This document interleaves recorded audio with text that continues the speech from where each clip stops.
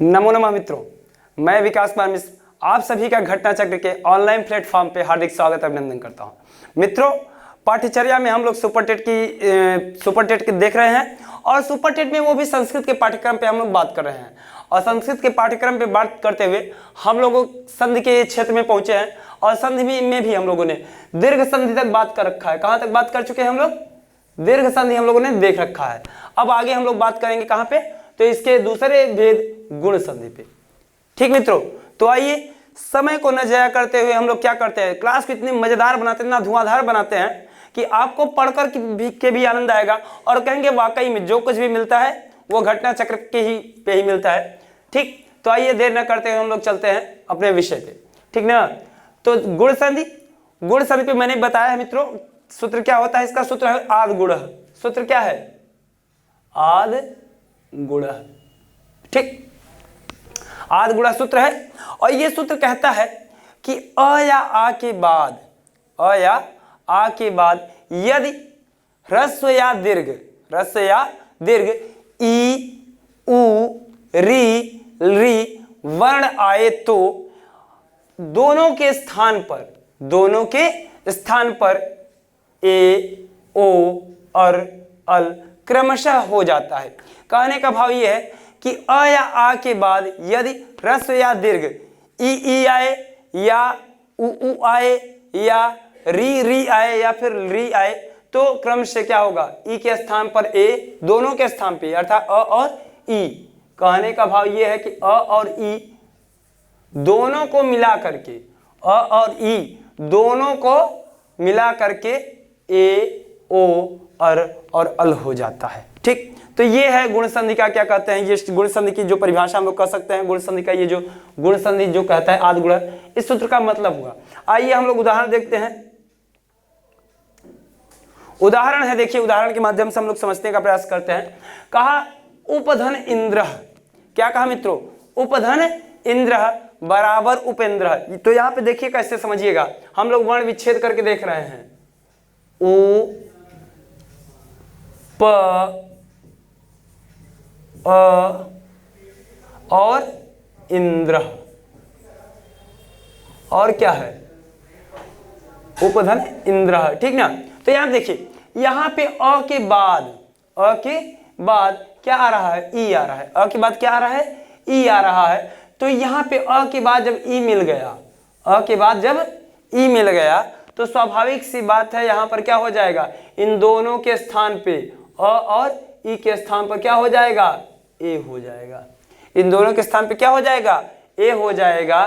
तो जब ए हो जाएगा अर्थात यहां पे देख लीजिए उप ए धन द्रह। ठीक है ना? इस तरह का रूप हो जाएगा। किस तरह का रूप हो जाएगा? इस तरह का जब रूप बन जाएगा, ठीक है ना? हाँ, जब इस तरह का रूप बन जाएगा तो ये ए यहां पे आ जाएगा और इस तरह से बन जाएगा क्या? उपेंद्र। क्या बन जाएगा? उपेंद्र बन जाएगा। ठीक मित्रों, इसी तरीके से अगला उदाहरण है सुरधन ईशः बराबर सुरेशः महाधन उत्सवः बराबर महोत्सव। क्योंकि यहाँ पे आ के बाद क्या आ रहा है? उ आ रहा है। आ के बाद क्या आ रहा है? उ आ रहा है। तो यहाँ पर आधन उ बराबर क्या हो जाएगा? ओ हो जाएगा। क्या हो जाएगा? ओ हो जाएगा और आपका बन जाएगा क्या? महोत्सव। क्या बन जाएगा? महोत्सव बन जाएगा। इसके बाद हम लोग देख रहे हैं न धन इयम बराबर नेयम उर गंगाधन उर्मी। क्या है? गंगाधन उर्मी अर्थात गंगा की लहरें। उर्मी का अर्थ मित्रों लहर होता है। तो कहा कि गंगाधन उर्मी बराबर गंगोर्मी। गंगाधन उर्मी बराबर क्या होता है? गंगोर्मी। फिर कहा वसंत धन ऋतु। क्या कहा? वसंत धन ऋतु बराबर क्या हो जाएगा? वसंत ऋतु। क्या हो जाएगा? वसंत ऋतु। ठीक, फिर दूसरा है अंबिका धन ईशः। क्या है? अंबिका धन ईशः बराबर क्या हो जाएगा? तो कहा अंबिकेशः। तव धन ऋकारः बराबर तवलकारः। तव धन ऋकारः बराबर तवलकारः। मम धन ऋकारः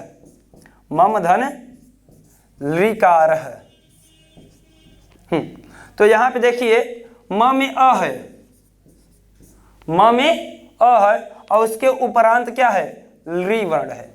उसके उपरांत कौन सा वर्ण है, री वर्ण है। अब यहाँ पे अ और री ये दोनों मिल करके क्या बन जाएंगे, अल बन जाएंगे। इनके स्थान पर क्या हो जाएगा, अल हो जाएगा। जब अल हो जाएगा तो स्वाभाविक सी बात है क्या बन जाएगा, ममलकार।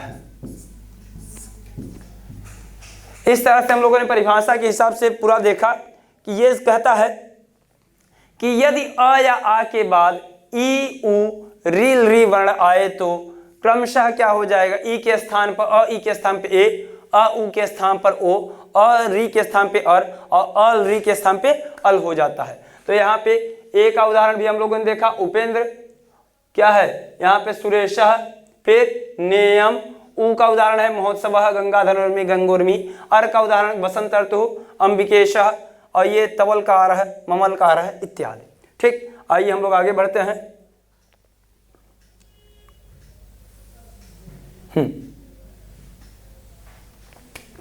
अगला है मित्रों वृद्धि संधि।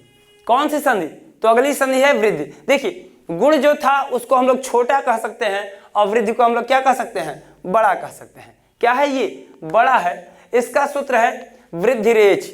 इसका वृद्धि संधि का सूत्र क्या है, तो कहा वृद्धि रेच, वृद्धि एच।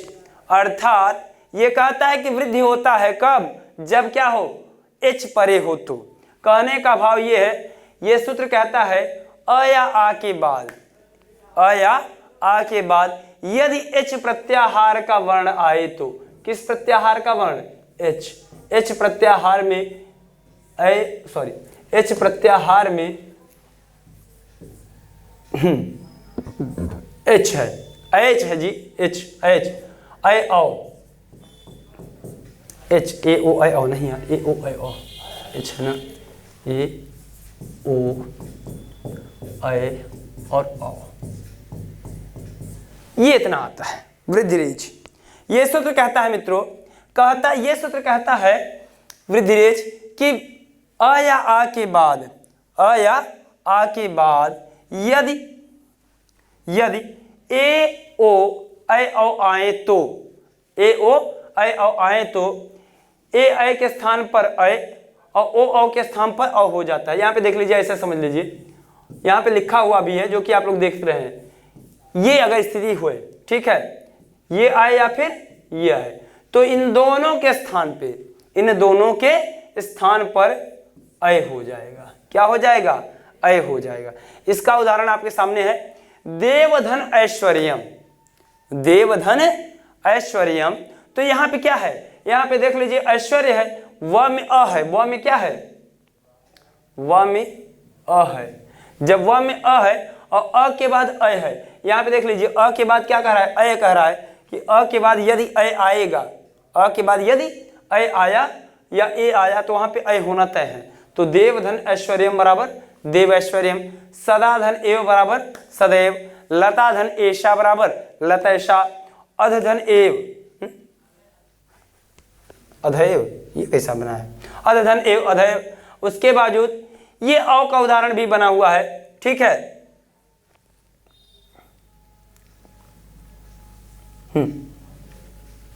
अगला उदाहरण है ओ का, कि अ के बाद यदि ओ आए, अ के बाद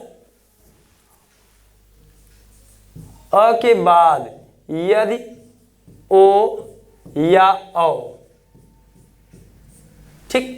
ये सूत्र कहता, ये इसका दूसरा पार्ट है वृद्धि रेच का, कहता है कि अ के बाद ओ या औ आए तो दोनों के स्थान पर अ हो जाता है, दोनों के स्थान पर क्या हो जाता है, अ हो जाता है। यहां पे देख लीजिए वन धन ओकसह, क्या है, वन धन ओकसह बराबर वनौकसह, ठीक है, वन धन ओकसह बराबर वनौकसह। गंगा धन ओघः, क्या है, गंगा धन ओघः बराबर गंगौघः। देवधन औदार्यम, देवधन औदार्यम बराबर देव औदार्यम। उसके बाद अंतिम है महाधन ओजस्वी बराबर महोजस्वी। कहने का भाव ये है मित्रों, यदि ए और ऐ आया तो ऐ, ओ औ आया तो औ हो जाएगा। ठीक है, हम चलिए आगे चलते हैं हम लोग। अगला है, अगली संधि है यण संधि। अगली संधि आपकी कौन संधि है? तो यण संधि है। इसका सूत्र है इको यणच। इसका सूत्र क्या है मित्रों? तो इको यणच। यह सूत्र कहता है यण संधि करने वाला कि इक के बाद, ये क्या कहता है? इक के बाद यदि अच आए तो क्या आ जाए? अच आए तो वहां पर क्या हो जाएगा? यणादेश हो जाएगा। ठीक, इक एक प्रत्याहार है। इक क्या है? एक प्रत्याहार है। आप देख लीजिए, इसमें जितने पद हैं उनकी मैं बात करता हूं। इक, ई, उ, री, री।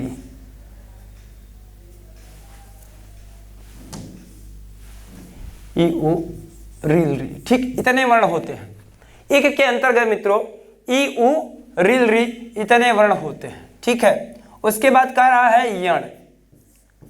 यण य, व, र और ल। ठीक है, फिर है अच। क्या है? अच है। अच में अ, ई,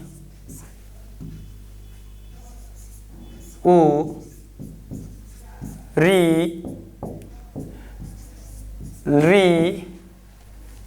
ए, ओ, ए और औ। ये आपके इतने स्वर आते हैं। ठीक है, संस्कृत में जितने स्वर होते हैं वहां पे सब आ जाते हैं। तो ये इको यणच सूत्र कहता है मित्रों कि इक के बाद अर्थात ई, उ, री के बाद यदि अच आए तो, असमान अच आए अर्थात असमान स्वर आए तो क्या हो जाएगा? ई के स्थान पर य, उ के स्थान पर व, री के स्थान पर र और री के स्थान पर ल हो जाता है। ये कौन कहता है?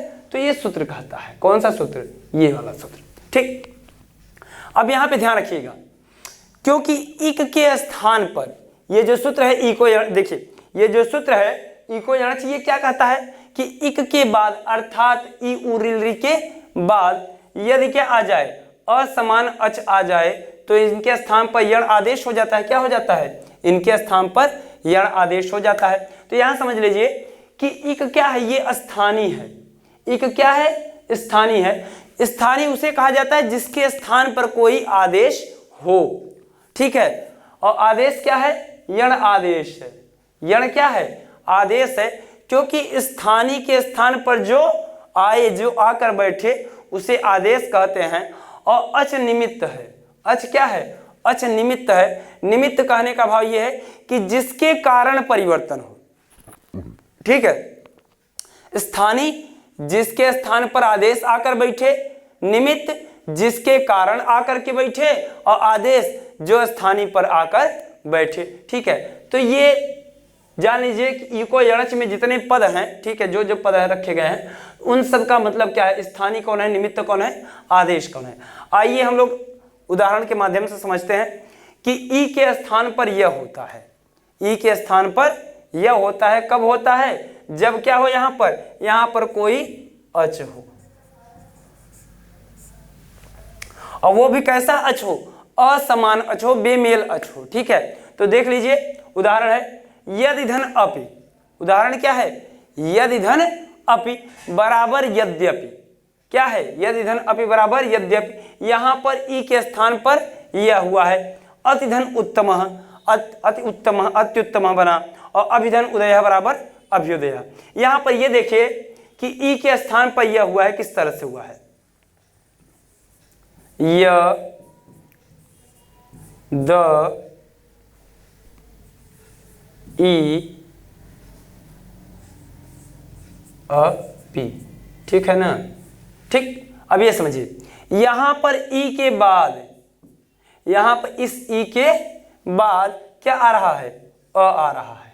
इस ई के बाद अ आ रहा है, तो कहा ध्यान रखिए यहां पर भी तो यही ना है इको यणच में कि इक के बाद यदि कोई अच आ जाएगा, असमान अच आए तो इक के स्थान पर यण हो जाएगा। तो इस ई के स्थान पर यह हो जाएगा। इस ई के स्थान पर क्या हो जाएगा? इस ई के स्थान पर यह हो जाएगा। तो अब देखिए क्या हुआ,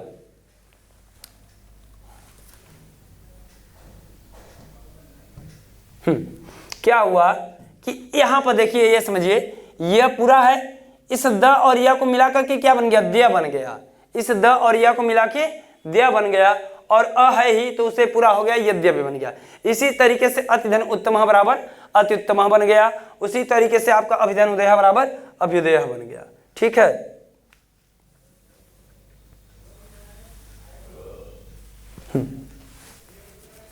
अब देखिए यहां पे ये उ का उदाहरण है। ये किसका उदाहरण है?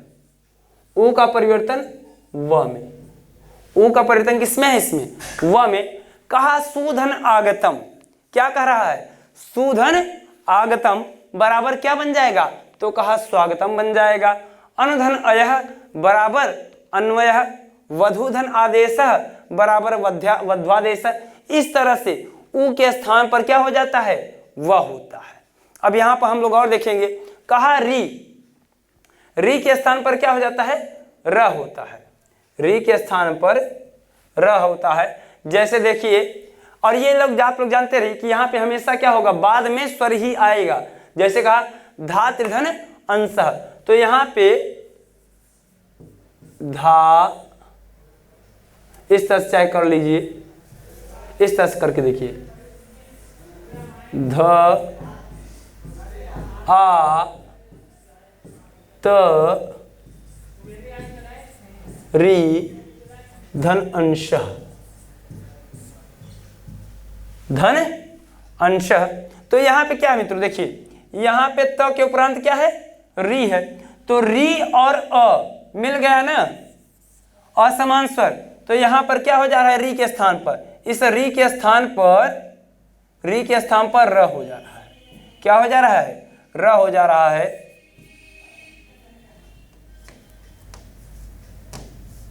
हुआ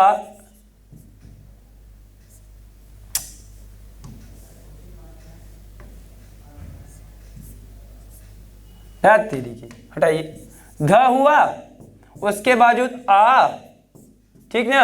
अब यहाँ पे देखिए त और र मिल करके त्र बन गए। क्या बन गए? यहाँ पर दोनों त्र बन गए। और अंशः, और अंशः बराबर धातुंशः, बराबर क्या बन गए? धातुंशः।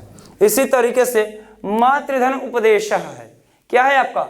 मातृधन उपदेशः बराबर मातृपदेशः। इसी तरीके से आपका बनता है पितृधन उपदेशः बराबर पितृपदेशः। ठीक है ना। भातृधन उपदेशः बराबर भातृपदेशः। इस तरह के शब्द बनाए जा सकते हैं। ली वाला देख लीजिए, ली का ल, कहा लीधन आकृति ही। क्या कहा?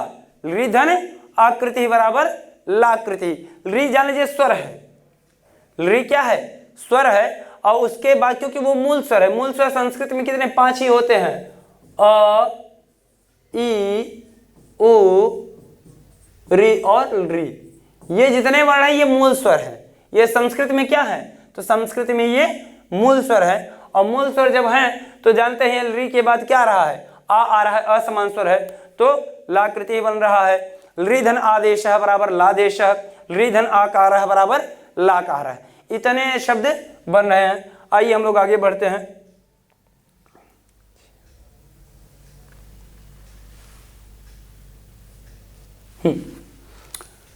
अगली संधि है मित्रों अयादि संधि। कौन सी संधि है? अगली संधि है आपकी अयादि। अय आदि, अय शब्द को लेकर के अय धन आदि बराबर अयादि। ठीक है ना, यही है ना। ठीक, अय धन आदि बराबर अयादि बन रहा है। ठीक, तो ये कहता है, इसका सूत्र है अयादि संधि का। क्या सूत्र है? एचो अयवा यावह। सूत्र क्या है? एचो अयवा यावह। ये जो कहता है सूत्र क्या कहता है कि एच के बाद अर्थात ए ओ अय औ के बाद यदि स्वर आए, ठीक है ना, यदि स्वर आए तो क्या हो जाएगा, ए के स्थान पर अ, ओ के स्थान पे औ, और अ के स्थान पर आय और औ के स्थान पर आव हो जाता है। ठीक, याद समझिए। अब ये समझिएगा, यहां पर समान या असमान की बात नहीं करता है। जानते हैं क्यों? क्योंकि ए, ओ, ऐ और औ, ये जो चार हैं ये दीर्घ स्वर हैं। कैसे स्वर हैं? दीर्घ स्वर हैं और संयुक्त स्वर हैं। क्योंकि इनका जो निर्माण हुआ है वो अधन ई बराबर ए, अधन उ बराबर ओ, अधन ए बराबर अ और अधन ओ बराबर अ होता है। तो यहाँ पर स्वर की सिर्फ बात करता है। किसकी बात करता है? मात्र स्वर की, मात्र स्वर की, मात्र स्वर की, मात्र स्वर की। इसके स्थान पर ये अय कर देता है, इसके स्थान पर अय कर देता है, इसके स्थान पर अव कर देता है, इसके स्थान पर आय कर देता है और इसके स्थान पर आव कर देता है। ठीक है, कहने का भाव ये है, यदि ए के बाद स्वर आया तो अय, ओ के बाद स्वर आया तो औ, अय के बाद कोई स्वर आया तो आय और औ के बाद कोई स्वर आता है तो आव हो जाता है। ठीक है ना। इस तरह से आइए उदाहरण के माध्यम से समझते हैं। जैसे है कि जैसे चेधन अनम, क्या है? चेधन अनम। यहाँ पे क्या है कि च में ए है, च में क्या जुड़ा हुआ है? ए जुड़ा हुआ है, च में ए जुड़ा हुआ है। और जब ए जुड़ा हुआ है तो स्वाभाविक सी बात है कि इसके बाद ए जुड़ा है, उसके बाद क्या है? अ है, इसके बाद अ है। तो यहाँ पर क्या हो जाएगा? यहाँ पर अय हो जाएगा, यहाँ पर क्या हो जाएगा? अय हो जाएगा। और जब अय हो जाएगा तो स्वाभाविक सी बात है क्या बन जाएगा? चयनम बन जाएगा। क्योंकि ध्यान रखिएगा कि ए के स्थान पर क्या हो रहा है? अय हो रहा है, ए के स्थान पर अय हो रहा है। तो चेधन अनम बराबर चयनम। इसको इस तरह से पूरा समझ लीजिए।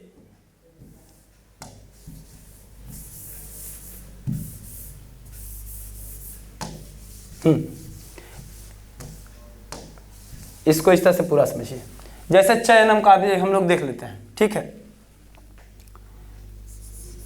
चे धन अनम। ठीक, देखिए च है, ए है, धन अनम है। ठीक, यही ना है। तो यहां पर क्या हुआ? ए के बाद अ मिल गया है, ए के बाद जब अ मिल गया तो स्वाभाविक सी बात क्या हो जाएगा? यहां पर इसके स्थान पर अय हो जाएगा, इसके स्थान पर क्या हो गया? अय हो गया और फिर इधर अनम। ठीक है, तो ये च इस अ, ये वाला अ जो है इस च में जुड़ गया तो ये च पूरा हो गया। ठीक है, ये वाला अ इस य में जुड़ गया तो ये भी पूरा हो गया। और नम बराबर चयनम। ठीक है, इसी तरीके से आपका कवे धन ए बराबर कवये, क्या है? कवे धन ए बराबर कवये। शे धन अनम बराबर शयनम।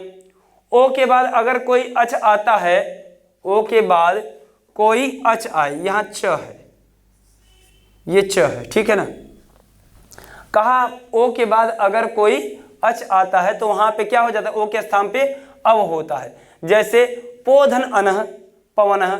ठीक है, भोधन अनह भवनः, पोधन अनह।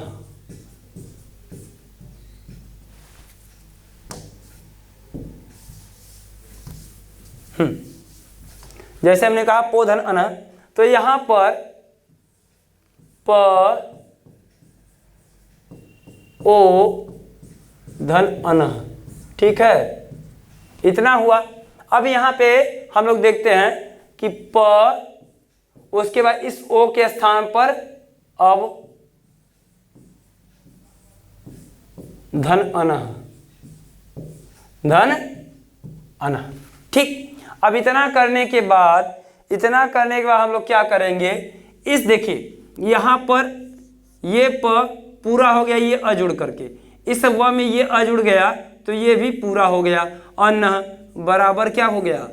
पवनः। इसी तरीके से आपका भवनः भी बनता है। क्या बनता है, भोधन अनः बराबर भवन। ठीक है, इसी तरीके से आपका गोधन ईश्वर क्या है, गोधन ईश्वर बराबर क्या बन जाएगा, गवीश्वर। क्या बन जाएगा, गवीश्वर। किस तरह से बनेगा ये देख लीजिए।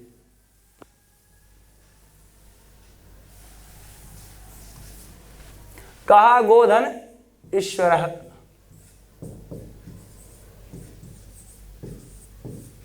ठीक है, क्या कहा, गोधन ईश्वर कह रहा है। तो यहां पर देख लीजिए, ग ओ धन ईश्वर। ठीक, तो यहां पर ओ के बाद क्या है, ई है यानी ईश्वर है, तो इस ओ के स्थान पर क्या हो जाएगा, औ हो जाएगा, और इधर ईश्वर है, क्या हो जाएगा, ईश्वर है। ये वाला ग इस अ से जुड़ करके ग पूरा, इस व में ये ई की मात्रा लगी तो क्या बन गया, गवीश्वर। ठीक है, तो यहां पर जो देख लीजिए आप, क्या है, पोधन बराबर पौना, गोधन ईश्वर बराबर गवीश्वर। ठीक है,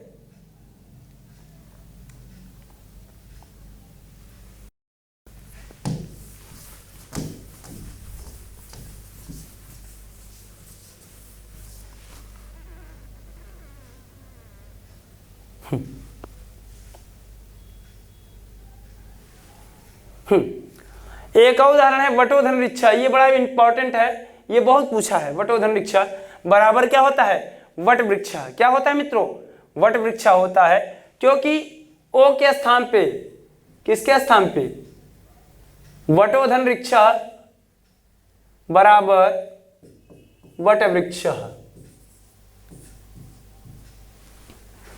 वटोधन वृक्ष, वटोधन वृक्ष।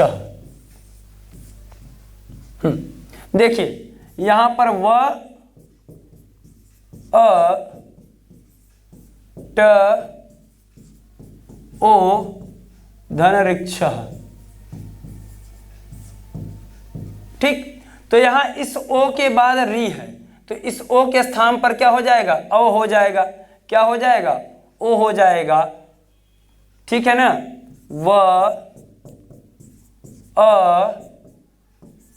ट अव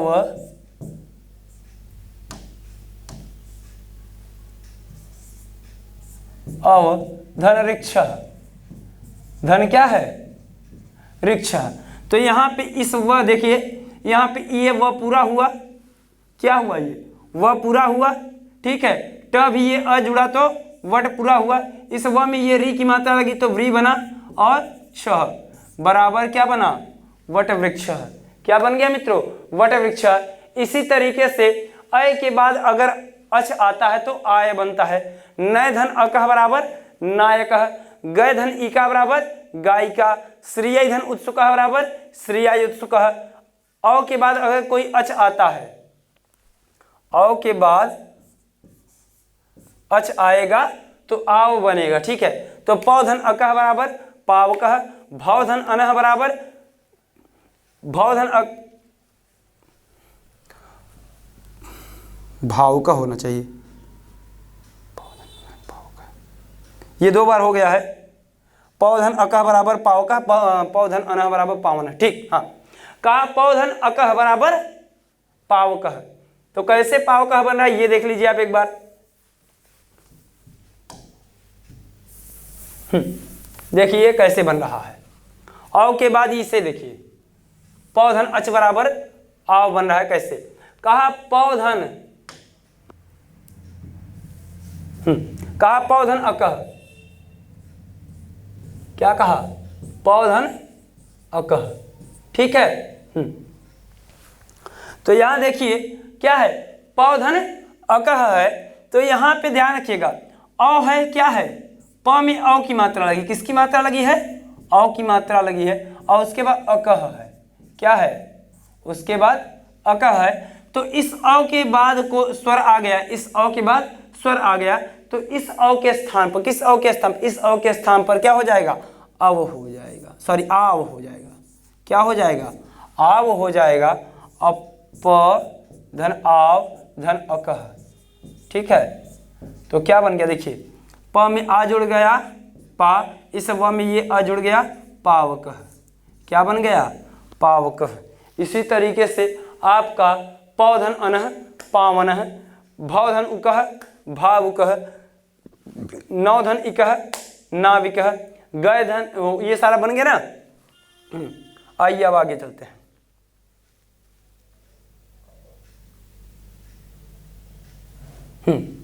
अगली संधि है पूर्व रूप संधि है। अगली संधि कौन सी मित्रों, तो आपकी पूर्व रूप संधि है, अर्थात पहले वाला रूप। इसका सूत्र है एंगह पदांता दत। इसका सूत्र क्या है, एंग पदांता दत, ठीक। यह सूत्र कहता है कि अगर एंग के, यह सूत्र कहता है कि एंग के अंत में यदि अ आ जाए तो, कहने का भाव है एंग एक प्रत्याहार है। क्या है, यह सूत्र आपका कह रहा है एंग अर्थात एक प्रत्याहार है जिसके अंतर्गत ए और ओ, ए और ओ यही दो वर्ण आते हैं। कौन कौन से दो वर्ण आते हैं, तो कहा ए और ओ, यही दो वर्ण आते हैं। ये दो वर्ण क्या करते हैं पूर्व रूप संधि में, ये कहते हैं कि ए और ओ के बाद, किसके बाद, ए और ओ के बाद, ए और ओ के बाद यदि ह्रस्व अ आए तो, क्या आए, यदि ह्रस्व अ आए तो अ का अवग्रह हो जाता है, अर्थात पूर्व रूप हो जाता है, पहले वाला रूप हो जाता है, अर्थात ये पूरा रूप बना रहेगा, अ के स्थान पे इस तरह का चिन्ह बन जाएगा। क्या हो जाएगा, चिन्ह बन हो जाएगा। देख लीजिए यहाँ पे एक लिखा हुआ है कि अ के स्थान पे किस तरह से अवग्रह हो जाएगा। तो देखिए उदाहरण है कि ए के बाद जब अ आएगा तो वहां पर क्या हो जाएगा, इस अ के स्थान पर, इस अ के स्थान पे अवग्रह हो जाएगा और रूप वही बना रहेगा। कहा रमे धन अत्र बराबर रमेत्र, वने धन अत्र बराबर वनेत्र, ते धन अद्य। यहाँ देखिए वने न में ए है, अत्र बराबर वनेत्र, ते धन अद्य, त में एक ही मात्रा है, ते धन अद्य बराबर तेद्य, ठीक। आइए आगे चलते हैं। ओ का उदाहरण देख लीजिए, ओ धन अ, ओ धन अ बराबर क्या होता है, यहाँ पे अवग्रह का चिन्ह बना हुआ है यहाँ भी, ठीक है ना। तो यहाँ पे कहता है कि ओ के बाद अगर अ आया तो फिर भी पूर्व रूप ही होगा, अर्थात ये अ के स्थान पर ये चिन्ह हो जाए, बाकी और पूरा मात्रा वही रहेगा। जैसे को धन अपि, को धन अपि बराबर कोपि, नमो धन अस्तु बराबर नमोस्तु, प्रभो धन अहम बराबर प्रभोहम, और को धन अयम बराबर कोयम। इस तरह से पूर्व रूप में क्या होता है कि पूर्व वाला रूप बन जाता है, कोई मात्रा परिवर्तन नहीं होता, सिर्फ क्या आता है, बीच में अवग्रह का चिन्ह आ जाता है, ठीक। आइए आगे चलते हैं।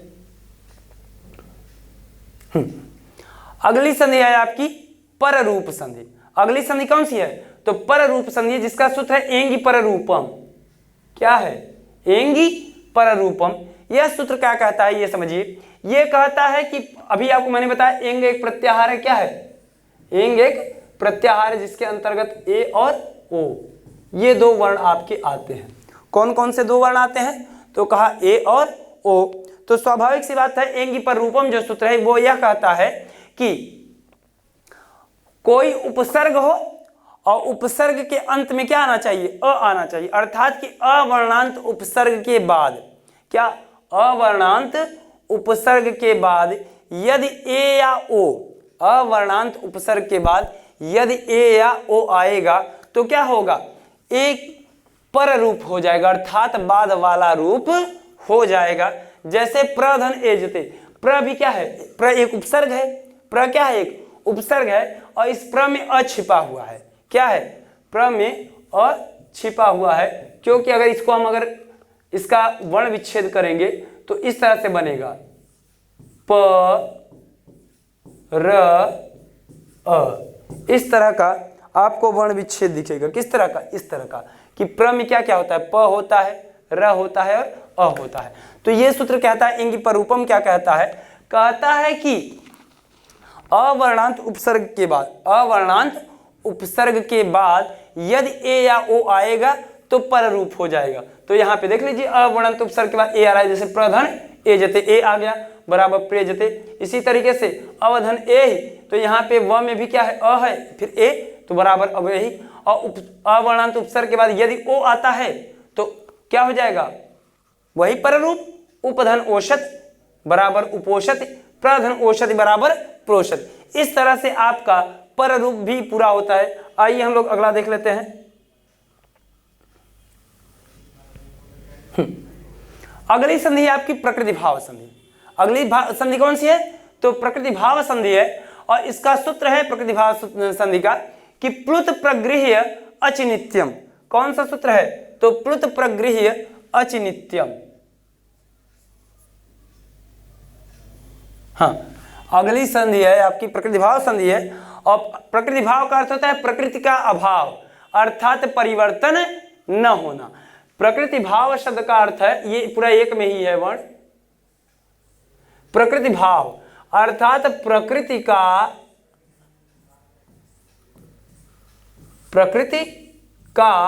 अभाव,